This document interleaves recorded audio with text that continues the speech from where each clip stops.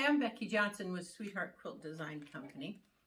And in my spare time, I like to do embroidery with my embroidery machine. And one of the things I like to do is these little tri-stand pieces. You can see we were having a debate which order those had to go in, and we decided it was just personal preference. Anyway, so they go real nicely on these little stands.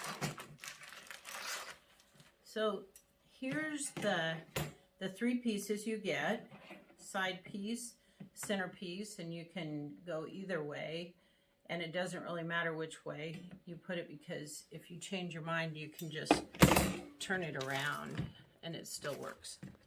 Of course, you have to turn around your embroidery design. Okay, just being silly. All right, so when you put this together, these little prongs go in here like this. You can see they take a minute to put together.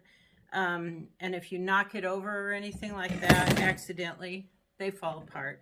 So that gets real frustrating. But on this side,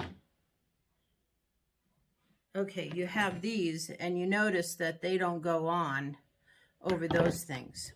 So it's pretty easy to figure out. You have to take these off. So you just need a pair of pliers and gently turn them off. Oops. You don't want to do too much because they get little black marks on them. Just loosen it up. There we go. Okay. And then we can take this and slide them together like that and put the cap on.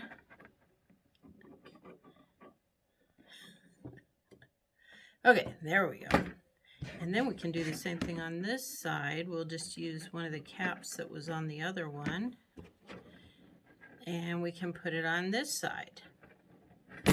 So there we go. And then it stays together. If you knock it over, it's not going to drive you crazy to have to put it back together every time. Because very amazing things knock these over. Cats, setting a magazine down, that kind of thing. Anyway, so there's two different types on our website. There's this white one with the scroll, and then this, I think it's called hanger gray, almost black, with the star. Anyway, it's lots of fun. Thanks a bunch.